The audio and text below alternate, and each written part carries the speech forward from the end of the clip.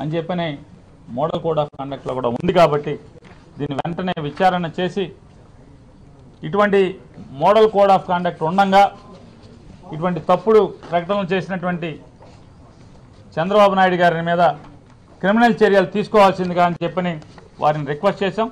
వారు కూడా తప్పకుండా దీని మీద ఎంక్వైరీకి ఆదేశిస్తాను, విచారణ చేసి దాని కింద వస్తే కనుక తగు చర్యలు తీసుకుంటామని చెప్పని కూడా ఎలక్షన్ కమిషనర్ గారు చెప్పారు, స్టేట్ ఎలక్షన్ కమిషనర్ గారు.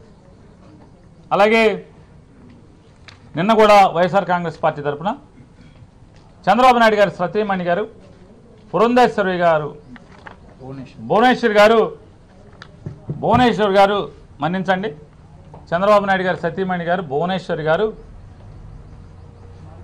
నిన్న ఆవిడ ఎన్నికల నియమావళికి విరుద్ధంగా పక్కన ఎన్నికల్లో పోటీ చేసేటువంటి తెలుగుదేశం పార్టీ అభ్యర్థులు అలాగే ఎమ్మెల్సీ వీళ్ళందరూ ఉండగా ప్రజల్ని ప్రలోభ పెట్టేటువంటి ప్రయత్నం కింద వచ్చేటువంటి చెక్కుల పంపిణీ కార్యక్రమం ఎన్నికల నియమావళికి విరుద్ధంగా ఆవిడ చెక్కులు పంచిపెట్టడం అనేది సాక్షాత్తు వాళ్ళ ఈనాడులోనే అచ్చు వేశారు.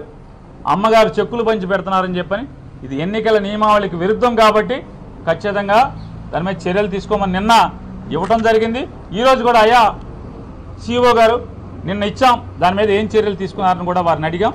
నేను జిల్లా కలెక్టర్లకి సంబంధిత జిల్లా కలెక్టర్కి రాస్తున్నాను, రాసి ఖచ్చితంగా ఎన్నికల నియమావళికి విరుద్ధంగా దాంట్లో చెక్ ఇవ్వటం అనేది పొరపాటు, చెక్ ఇవ్వటం అనేది కరెక్ట్ అయితే కనుక చర్యలు తీసుకోమని చెప్పని కూడా కలెక్టర్లకి ఆదేశాలు జారీ చేస్తాను, సంబంధిత కలెక్టర్ అని కూడా వారు చెప్పడం జరిగింది. ఇది మరొకసారి